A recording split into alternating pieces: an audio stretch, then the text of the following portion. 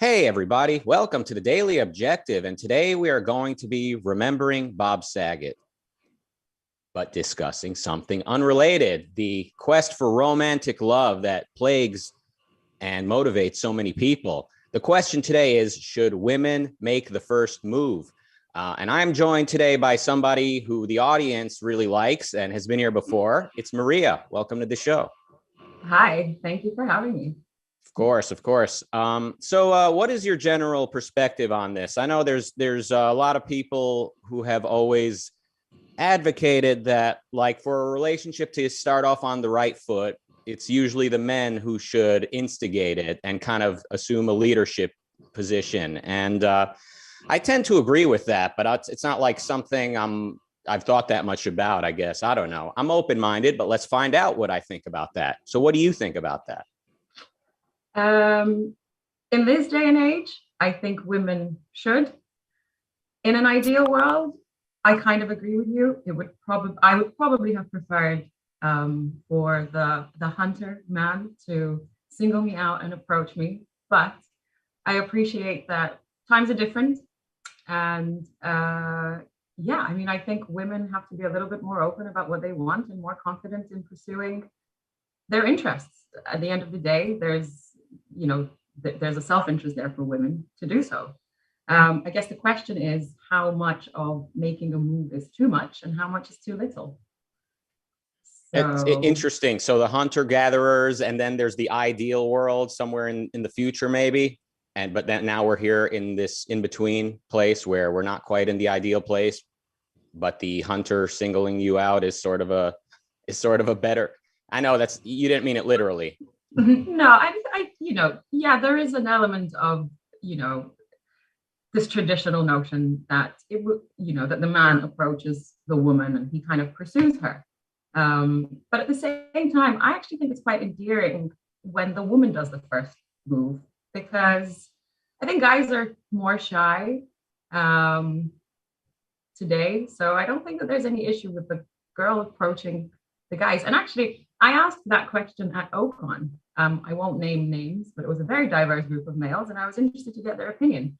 And in unison, they all said, yeah, absolutely, make the first move.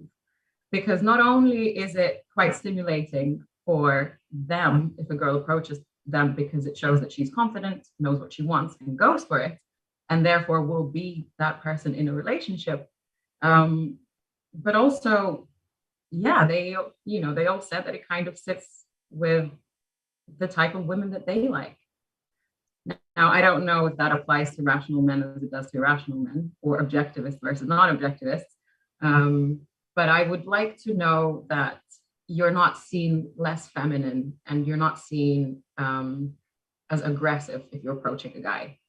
And there is a bit of a double standard. Like if a guy double texts a girl, he is seen as someone who is a go-getter, he knows what he wants and he's going for it. But if a girl double texts a guy, she's seen as a bit of a crazy linger, if I dare say so. Now, I appreciate there are a lot of double standards, and there are some things that women can get away with that guys cannot. So, that double standard in itself. I mean, there's a lot of double standards, but I mean, even double standards might be experienced in favor of different sexes. Like, so in my opinion, if a girl is double texting, for instance, that doesn't mean she's crazy. That kind of, like, from a lot of guys' perspective, like the sort of mission is to get her talking, Yeah. Like she's constantly being bombarded anytime she gets on any dating app or any social media. Constantly her inbox is filling up. So if she's texting a particular guy a couple of times, it's like, oh, he's getting her out of her shell. The flip side, if a guy's double texting, I don't think that looks very confident. Like, if anything, it looks like he's bugging her. So I think different people might have heard different stereotypes, maybe with regards to certain behaviors. Yeah, potentially. I also think it really depends on the context, right? If you're in a dating app, you're both there for a particular reason. So if I match with a guy, I'm not going to shy away from messaging him first, because, the quicker you start that conversation, the quicker you get into that dynamic, the quicker you meet and you realize, yes, is there potential, or no, is there none? So I wouldn't shy away from that. But I don't know. There's a lot of like minutia, you know, if you're in a bar and you see someone you like, do you kind of, as a woman, do the more like passive thing of, you know, eye contact and flicking your hair? And is that initiative enough for the guy? Or do you go for it, introduce yourself? You know, is that going to scare him off? Well, if that's going to scare him off, then it's probably not for you. That's my advice for girls. But yeah, I don't know how much. I mean, Ayn Rand, you know, famously tricked Frank O'Connor, so got him to notice her. Now I don't know how much he pursued her afterwards, or vice versa, but I think, you know, that's a good example. Dominique, I guess she wasn't quite as forthcoming, but I think clearly gave Rourke the nonverbal invitation. I mean, regardless of what followed afterwards, you know, she did seek him out, and he knew. Maybe if she hadn't showed up at the quarry, yeah. You know, I think a lot of things are kind of vary from person to person. So maybe what works for Ayn Rand and maybe for yourself is one thing, but is not going to be the case for a lot of other girls. A lot of girls would feel pressured maybe by the advice that they should be taking initiative. A lot of girls are not very comfortable making that first move. So we can try and figure out, is this, you know, is this nature, is this nurture, and all of that. But yeah, I still tend to think, so maybe the guys you spoke to who said, yeah, we would love it if girls make the first move. Yeah, I mean, I would also love it if $1 million was dropped off at my front door, but the going out there and making that $1 million would give me a lot more confidence and satisfaction. So I do think the way that guys build their confidence is by practicing, if I can use such an athletic type of language, by actually, you know, by getting into the field, sorry, on another athletic term, but practicing and gaining actual real life experience. So maybe, maybe you should name names of who you surveyed, but maybe the types of guys who they read philosophy all day and they become experts in romance in their own mind. Now they're just waiting for somebody to show up and hand it over to them. I think guys do often, many guys, and there, of course, there are exceptions, and there are many wonderful relationships that start the way you're describing. But many guys, they gain their confidence by, targeting, so to speak, and going for it. And a lot of girls, their sort of skill to learn is how not to be cold, but also not to be kind of too accessible or to be discriminatory. Like there's, you know, this is kind of the more traditional gender role, I guess, that I'm still thinking about. Absolutely. I mean, I'm in no way I would in no way want to deter guys from practicing approaching girls. But my objective in life is to find a life partner. So I'm not gonna rob myself of that opportunity if I like someone, thinking that, well, this guy should really approach me first because that's his duty as a man. You know, like, what is this war of attrition that you're gonna have there? I don't know. I mean, if you like someone, go for it. What's the worst that's going to happen? You'll get rejected. Okay, you'll move on to the next. Or maybe you won't, and something good might happen. Now, again, how much initiative is too much initiative?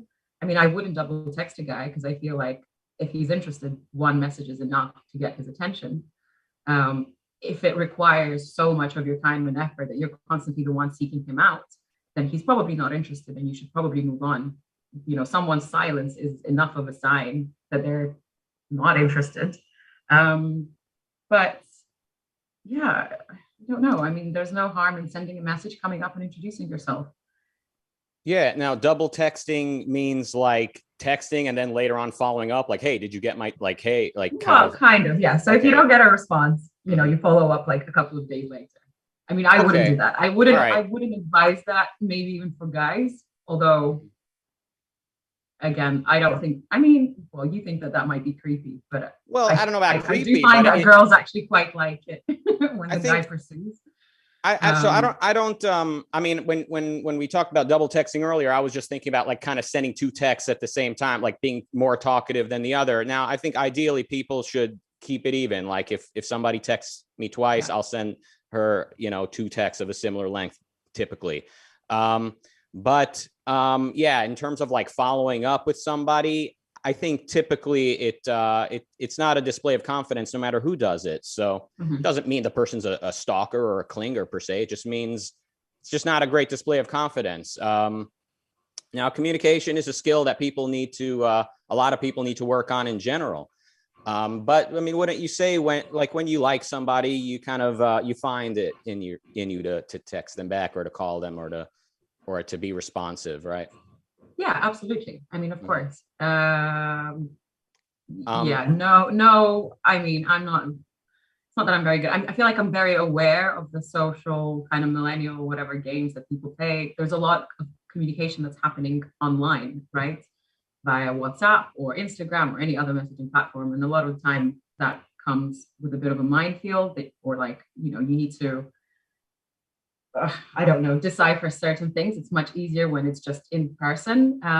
But yeah, I mean, absolutely. Like someone, message them. If, and if you like someone back, if you feel like someone's pursuing you, respond. I don't know. I don't like this whole wait a day after a date or, wait longer than they, take longer than they did to respond. That's all BS, if I may say so. Waiting a day. Why make it harder for yourself? I don't know. I guess the idea is if somebody's only giving you 50%, but you're giving them 100%, doesn't that kind of devalue you? No, of course. No, yeah, know your client. I mean, read the room. Yeah. Okay. Now, this could be one of those instances, and this is true anytime people are having a conversation. We might actually agree, but our terms are not defined or something like that. So if a girl likes a guy, she should act on it. I think I agree so far. The question is what that looks like. And yeah, what does a girl do when she likes a guy? So there's like you said, a glance and a hair flipping and a smile. There's that.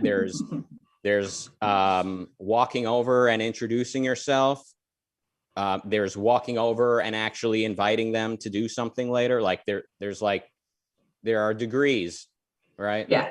I mean, I think as a girl, I do like the initial step of like maybe introducing myself, or if you're at a party or at a bar and you meet a group of guys and you're with your friends, and there's someone that you singled out. I mean, obviously, you kind of want to give them the time to show that I'm open to interaction, or maybe I'm open for you to ask for my number. Yeah, kind of like non-verbal, non-verbal communication. I don't know. I was at a party a couple of weeks ago, and I'm going to say that this happened to my friend because it did, although I know it's going to sound like it happened to me. But there she was, and then there was a guy, and they kind of hit it off, and they spent the whole evening speaking to each other. And then she really wanted to. He didn't ask for her number, but she really wanted to see him again. So she found him on Instagram and added him on Instagram. I know this is going to sound like very naff to some of the older people in the audience, but this is what the youngsters today do. And so she added him on Instagram, but didn't send a message. Is that too much? I felt that was a little bit too much, maybe. Following him on Instagram? Yeah. I don't think that's too much. Okay. I think that's something. Now the thing with social media is too, it's like anyone you ever meet anywhere is now like in your life forever in a weird way. I mean, definitely with like Facebook friends or like Instagram follows. It's like, yeah, but I mean, following somebody who you spoke to for all evening the night before or something like it doesn't come off as as stalkerish necessarily.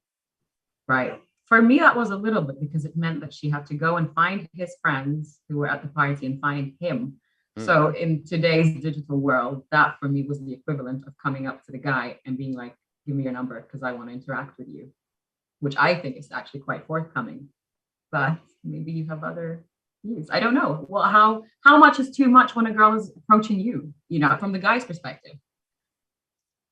I mean, I think opportunities come in many forms, and a lot of these things kind of depend on the personalities of the people, So I think, the idea is like a girl doesn't want to look like she's easy, like any guy, or not any guy, but like anytime she finds a guy remotely attractive, she just kind of hands it all to him easily. Because then no guy feels special. Like no guy thinks, obviously no guy wants, everybody wants high value, right? Everybody wants to be and to date high value. So, I mean, it's hard to kind of describe it. I've been trying to like conceptualize it and like put it into words, but you kind of know it when you see it. Confidence, I guess, would be the sort of key word. But I think that looks quite different when guys are confident and when girls are confident. So what would it look like for a girl to make a move in a way that is not like, that doesn't come off as aggressive? I guess, I mean, so are we in a group setting? Are we in the middle of public and like we're in public somewhere? Like, do we have mutual friends? Like I guess both. So, I mean, I guess there's two scenarios. You're complete strangers and you're in a library, a street, parking lot, shop, whatever. And then there's the setting where, your friends introduce you, which is the easier one because you can always fall back on the friends and that's always a little bit better oiled. But just to your point, you're never going to know if she's easy or not just by her approaching you on that one instance. It's something that you're going to find out over the course of your interaction. So, initiating contact in itself isn't going to show whether she's, easy or not, regardless of whether she is or not. Right. So that's a very difficult thing to judge by. I mean, unless you're seeing her introduce herself to a lot of other people that whole night. So that in itself, I don't think is a very good measurement. Yeah, I mean, I think just, speaking of the new generation and social media and all of that, I think the days of like asking people out on a proper date are not completely behind us. And I think it's still a thing, and it benefits people who still do kind of follow that formula, like actually making concrete plans. I think that is a power move, so to speak. It does set things off on the right tone, but very often people, they just kind of meet platonically, and they just kind of now the important thing is I think for a guy to express his intent, not to necessarily spell it out, but to kind of show a little bit of the propensity, if that's the word I'm looking for. I use a lot of words, I'm not really sure what they mean. Propensity means like tendency or willingness to flirt a little bit, to kind of express that he finds the girl attractive. Once that's done early on, then it's kind of okay to sort of be friends after that, because something has been planted, or something, a potential has been established. So in that spirit, let's say a girl finds a guy attractive. I maybe the best thing to do is to kind of introduce yourself to him and just kind of want to try to learn about him, find out what you have in common, and maybe hint at making plans around that thing or something like that, or stay in touch relating to that thing. And I guess there's an expression of intent that girls do as well, that's maybe even less explicit, probably even less definitely tends to be less explicit, but maybe you think girls should be more explicit when expressing their intent, like kind of spell it out a little bit more. Not really, no. So I would say, while I do encourage girls to make the first move, because why the hell not? I do want to say, don't underestimate men. Don't try to do all the thinking for them. Don't go back home and be like, oh, I could have been more explicit. Maybe he didn't understand that I like him. If he liked you, he's probably going to find you. Because I do feel that men aren't necessarily deterred if they genuinely like someone. So if you don't hear from him again, maybe he didn't take a liking for you. I mean, you can, of course, always follow up in a couple of weeks. If you do have their number, if you do have common friends, try to maybe kind of go for try to arrange a second meeting just to see if there's any potential there, or whether it was just like a one-off polite conversation that you had. So yeah, I mean, explicit, it's a fine line. Don't be too explicit. You do want to leave a little bit for the man. Maybe you give 30 and allow him to give the 70 back, or I don't know, 60-40. I mean, the sort of the main lesson, I think, is you only experience. There's no substitute for experience. So I mean, people, if they want to kind of learn what works and what doesn't, they need to really be social. They need to, when they do like something, they should, go for it. And what it looks like for a girl to make the first move is really asking what is the recipe for success. And the answer to that is going to look different probably when girls act versus guys. So let's take Ayn Rand as an example. She tripped him in order to start conversation with him. That doesn't mean that after that he didn't end up kind of driving her and kind of playing sort of a traditional male role in furthering the relationship. But like I said, a lot of these things vary from person to person. So what worked for Ayn Rand? I mean, Ayn Rand did a lot of things in her life that would be very difficult for other people to pull off. But everyone has their own context. So yeah, I guess. Do you want to watch some Yaron Brook? That sounds like kind of a pickup line. All right. Let me make sure I'm sharing sound. So yesterday, I began my episode commemorating Bob Saget with the opening theme song of Full House, the show that he starred in, and I accidentally had the sound off. I realized after the fact. But then watching it back, I said, you know what? This is kind of nice with the sound off. It's like, the flag at half mast. Is that the word, mast? All right. Thank you for teaching me English, by the way. I'm learning. All right. Let's see somebody asking Yaron. Why is it not common for most women to make the first move romantically, especially in the 21st century? Where is good place to meet objectivist or libertarian women? I don't know. You would think it would be more common. Certainly women have a self-interest to do it, particularly because many good men are kind of geeky and shy, and women would be much better off with those kind of men than many of the men that take classes in how to hit on women and then, practice their clever one-liners on these women. It would be much better if women were more open about what they wanted and more willing to initiate.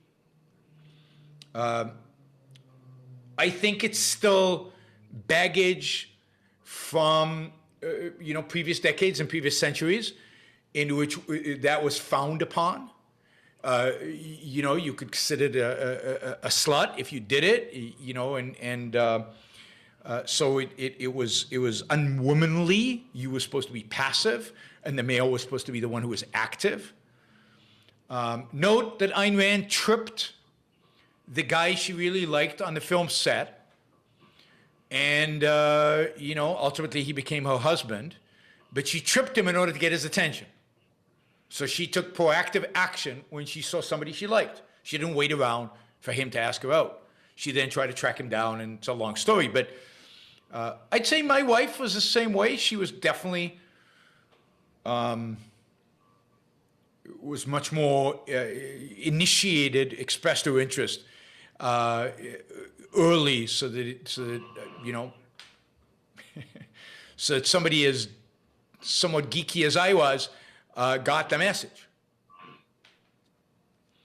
Men and women can be confident. Men and women should be confident. There's nothing wrong with a woman who initiates contact. While there are differences between men and women that have to do with their relationship and have to do with their sexuality and have to do with their psychological orientation, this is not one of them. It's absolutely the case that women should be, and hopefully over time will become more confident in romance and more initiative, take the initiative, right, when it comes to romance. Amen. What was that? I said, can I get an amen? Okay, so you liked all of that. Was there anything that struck you that you would? I mean, what struck me is I think women are much better at romance than men are.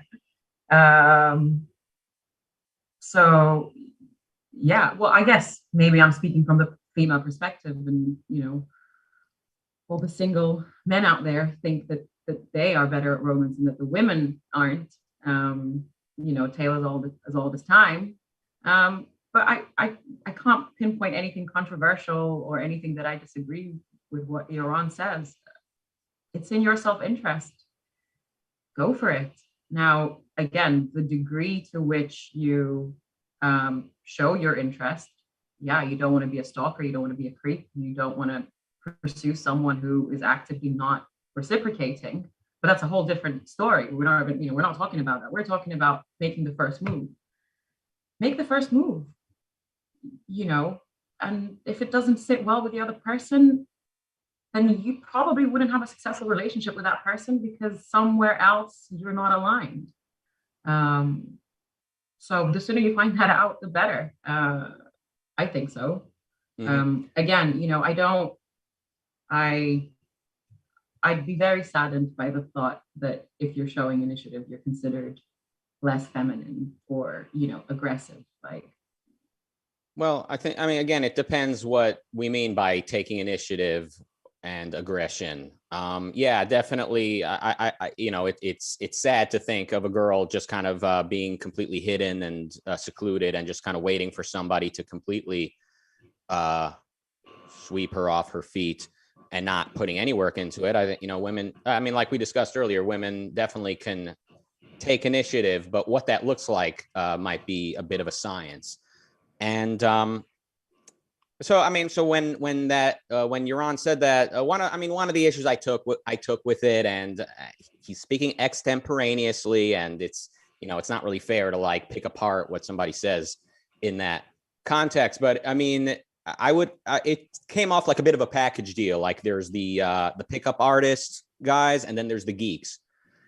Now, any way you cut it, girls are not into geeks if they just come off as just very uncomfortable around women and just very just dorky and uncool. So even if women do start taking initiative more, who are they going to take initiative with? Is it going to be geeks? Maybe we need to be telling geeks, stop being geeks. Maybe that needs to be the message. Maybe men should take more initiative rather than women, or maybe both. I don't disagree that men should, but I don't think the inaction on the man's part should be a deterrent for the woman to do it. Because, otherwise, unless he blatantly is not interested, then don't take a move. But if it's a stranger or someone that is in a group of friends and you want to get to know better, then yeah, why not? Can't see anything. Yeah, I don't see any negatives there. It might work, and if it doesn't, it doesn't. But yeah, absolutely. Practice your communication skills. If you're a geek, don't think that the girl's going to come and find you. And also, likewise, if you're a very shy girl, nothing's going to happen if you're going to sit at home. No one's going to come knocking. So you need to get out there as well. You need to practice your social skills, your, the art of seduction. Call it whatever. What does our audience have to say, Rucka? Do we have any? We got some super chats. We got some super chats. I just some of this got me thinking. Here's a pretty good rule to follow. Speaking about myself is not the best thing to do. Asking about her is the good thing to do. And I think a lot of girls, they're used to being asked about themselves by a guy who is, inquiring. But when a girl actually expresses interest in a guy, like wanting to know about him, that is kind of unusual. So there's a little trick, a little secret I'll share with any girls who are looking for an edge. And there's something genuine, it doesn't come off as slutty. It doesn't come off as aggressive or anything. It just comes off very sweet, and, maybe subconsciously kind of plants that relationship material thing out there. All right. Super chat time. Marilyn with $3. Thank you for that. Roland with €4.99 says the first move is overrated. All right. Potentially. And it's it's all about what happens afterwards, right? Like, who cares about the semantics of the, he said, she said. It's like, but where will it take you? Yeah. Marilyn with $2 says, what is the significance of double texting? Maybe this was earlier. So it can come off like you're waiting around for the person to get back to you, you know? So Yeah, that's like kind of what I meant. Yeah. Yeah. Allison with $5 says, worrying about what you're sending something is overthinking and just need to go for it. Okay, let me try that again. Worrying about what you're sending something is overthinking and just need to go for it. I don't understand, Allison. Please, Allison, how do you spend money on a comment and not proofread it? I'm sorry for yelling. And she goes on, if rejected, take as learning experience and move on. Okay, now I understand. She was trying to compress a lot of wisdom into a very short short allowance that she had. Thank you, Allison. That's exactly right. If rejected, take it as a learning experience and move on. I mean, learning experience. It's all experience is learning experience. It's all experience, but also don't let a rejection stop you from doing it in the future. Like, don't think that, oh, well, I did it once. I tried to pursue someone and make the first move. That didn't work, so I'm never going to do it again. You know, it's like anything else that you practice. You know, you go to the gym, you lift weights, and then you're aching the next day. You're not going to say, I'm never going to go to the gym again. You know, you go again and you try. Yeah, you try again. Yeah, that's a good metaphor. Yeah, maybe you did everything right, but this just wasn't the right time and person. Exactly. Taylor with $5 says she can, quote, drop a handkerchief, small touch or other expression of interest that indicates openness. Eye contact, smile, question, and then I got it. The drop a handkerchief sounds like a 1930s movie or something. I don't know what that is. I think before. I think this is like 19th century type of stuff when girls would like drop a handkerchief as a sign of like, I'm open. Oh, was it like a literal mating call between the? Okay, I think so. Well, they had to do something quite non-explicit. Mm-hmm. So, you know, it was like, oh, I forgot an item. And he used quotation marks for drop a handkerchief. So he was saying like there's like modern versions of that, like, you know, touching his arm. Exactly. Yeah. Well, actually, physical contact is probably one of the strongest ones. Mm-hmm. You know, every relationship guru, for lack of a better word, says that like if you like someone, it's all in the physical touch. Like half of the time, your words aren't going to be remembered. But if you're constantly like patting someone on the arm, don't do it on the thigh though, because that's anything below the belt is a no-no. But on the arm or the shoulder, that's a green light. Is this for going both ways or mostly? Oh, absolutely, yeah. Interesting. Okay. Now I was going to say, yeah, girls definitely. That sends a message across. Now, with guys, I would say use it wisely. But hey, I mean, I guess you figure it out. You all figure it out for yourselves. What the right amount is. Robert with $5 says, no time to listen now. Here's some money. When I listen later, if I discover it wasn't worth it, I'll demand a refund. Kidding, mostly. Oh, and quote, yes. So yes, women should make the first move. Rat Lover with 10 pounds says, I agree with Rucka on how a lot of these things are about personality, and I'm happy that Rucka has got his voice back. Yeah, I can speak again, but it's not completely healed. I was sick. It might have been COVID. It might have been COVID again. Second time, eh? Yeah. Marilyn with 149, and then Not Another Guitar Channel with $2 Australian. Is that even worth £1? But thank you. I'm not sure about the conversion rate, but thank you. Oh, this guy. Wait till you hear this. These are the Australians. These are the guys that you people sent away. The trash you sent to overseas. He says, treat them mean, keep them keen. He's not wrong. It goes both ways. He goes both. Well, I mean, yeah, you do want there to be an element of mystery at the beginning. You do want there to be a bit of that like back and forth, but that's just, ultimately that's going to go away anyway. And you're going to have to be honest with each other and, as to where that relationship or whatever it is going to go. But a bit of intrigue, of course. Wait. What did you hear him say? Treat them mean, keep them keen. Yeah. What does that mean to you? If you can paraphrase that.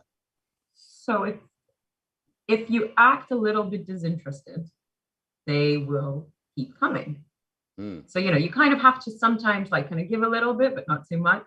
Keep them on their toes. Be a Yeah, little bit yeah. aloof. I think so. To me, the word mean, and in America, the word mean is like being mean to somebody, Well, like, yeah, but like that they don't, I don't think that that's literal. It's just that they rhyme. You don't want to be mean to someone outright if you're trying to keep them keen, because they might just be like, well, this person's mean, I'm not going to pursue them. It's a well, play on words, no? no, that's not what that saying is. He's being sarcastic, I think. I think he's being silly, but what he's expressing is women are into jerks. He's expressing that conventional view. Yeah, I mean, okay, yes. Well, some are. The normal ones aren't. But even if you're a normal girl and a normal guy, no harm in, a little bit of mystery to kind of that initial flirting stage. I mean, you don't have to He do that, literally, but there is some wisdom in there. there is some, but he said be mean to girls and it'll keep them keen. And now he's in the chat room saying, see, it's magic, because you agreed with him. He won you over with that. All right. Call me. Yeah. Marilyn with $4 and some kind of creature holding a cup of coffee. All right. Well, that is those are all the super chats. Yeah. Ooh, now he goes on. He says, if they're keen, they make excuses for you. You still agree with this guy? He says, if they're keen, they make excuses for you. I mean, yes, they literally do. But is this what to be encouraging people? No, absolutely not. Do women make excuses for men all the time? Mm-hmm. Should they? No. But that's a topic for another episode. And of course, if a and guy, vice versa. Oh, absolutely. Versa. Especially if a girl's exceptionally attractive in a guy's eyes, I mean, he'll tell himself whatever he wants to believe. And I mean, this is what people do in general. It's not only in the realm of romance. Maybe friends who treat you bad, but you still think they're cool, so you want to be friends with them. I mean, or you see them as an opportunity. There's many ways. You can have a job where you're mistreated, but I don't know. I mean, I can't really think of many more examples, but sometimes people kid themselves. Another super chat coming in hot. Rat Lover with 10 pounds says, I think be interesting to keep them keen and interested in who you are talking to. Now, there's nice advice. I'm trying to think. Okay, but going back to the clip of Euron we played, when it kind of made me think like he got married young, and I think maybe in his mind he still thinks in those terms, like when he was young and inexperienced. But considering how successful he is in general and how charismatic, I think he would have definitely picked up some serious clues and tips on the game, so to speak. I'm not saying he would be a pickup artist, but he would definitely. When people would ask him these types of questions, I think in that timeline, you might see him telling guys, okay, guys, put the books down for now and start talking and get out of your shell. But in this current timeline where he's been married his whole life, when guys ask him these types of questions, he often says things like, well, maybe girls should just, do the selecting. So that's kind of, that's my hypothesis, but I guess we can't really know because we can't cross over into the other timeline. Did any of that make sense? Yes, it did. I don't disagree. But I think he just gave a genuine response. Like, I don't know why women aren't approaching men, because they should. Because, most people are looking to couple up, or whatever amount of people are looking to couple up. Like, why not go for what you want? It's just that simple. I don't know. You want something, you go for it, and then it works or it doesn't. But I wouldn't ever deter girls from not doing it because it's supposed to be the guy, or because, don't rob the guy of his opportunity to practice his mastery of picking you up, like pickup. Like, why? Yeah, I mean, definitely. There's nothing more I can add. Men, quit playing games and let us make honest men out of you. Ooh, I like that. That's a joke. I'm just kidding. Generally, rules were meant to be broken. So this is not, there's not like a list of commandments, like men must make the first move, women must, be passive. I mean, definitely rules were meant to be broken. But the question is, are those rules completely archaic, or is there some reason that generally, I mean, okay, I know, I can't believe we've been here for 40 minutes. Like, where did the time go? You ever watch Mad Men? Yes, of course. So in the early 1960s, the mother tells her like 10-year-old daughter, she tells her, you don't kiss boys, boys kiss you. Now, is that the best way to speak to a child? Maybe not, but what do you think of that advice? What do you think of that? Throw it in the trash, or is there something to it?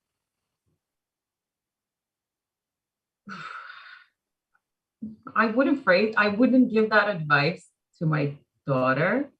I mean, I wouldn't actively encourage, if I had a daughter, you know, a woman to pursue men or pursue a man, you know, against everything.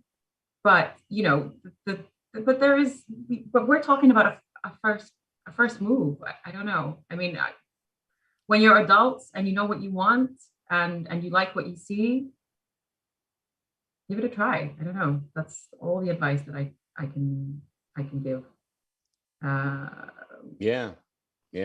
I don't know if that's too vanilla. There needs to be maybe some things are different when you're growing up versus when you're like fully grown and kind of have your own house and car. Like, I mean, maybe for like adolescence, there is wisdom in like telling girls, like, don't run around kissing every guy you like. Yeah. You know, you don't want to have that kind of image. Whereas kind of once you're grown up and you're going on dates or you're making plans with people, then for a girl to lean in first is not like, it's not going to be a deal breaker or hurt her life in any kind of way, I suppose. All right. Coming up at 8:30 UK time, James Valiant will be discussing The Only Path to Tomorrow, an essay by Ayn Rand. That's at 8:30 UK time. I don't think I've ever heard of that. Have you heard The Only Path to Tomorrow? No, I haven't, but more the reason to join. Absolutely right. And read it if you have time. You know, when Yaron was reading that question, the guy was like, where do I meet objectivist and libertarian women? Like, those are in my mind, those are two very different things. Like, girls interested in objectivism, I think of like interested in art, interested in all types of like value-based questions. Libertarian women, watch out. I mean, that's not nice, but it's just a completely different. A lot of people use those two terms interchangeably, of course, for the wrong reasons. I think this is why Yaron is the super chat king, because he doesn't call a guy like that, like he doesn't call him out and tell him how to get his facts straight and his terms straight. Anyway, if you wouldn't have talked trash about the Australians, we would have made more money on the super chat. Yeah, absolutely right. I insult the super chatters, and then I wonder why the budget is so low. All right, then coming up at 10 p.m. UK time, it's Kirk Barbera reading Ode Intimations of Immortality. Why does he have to be reading these poems with such difficult names? Like, I can't. Ode Intimations of Immortality. What is this?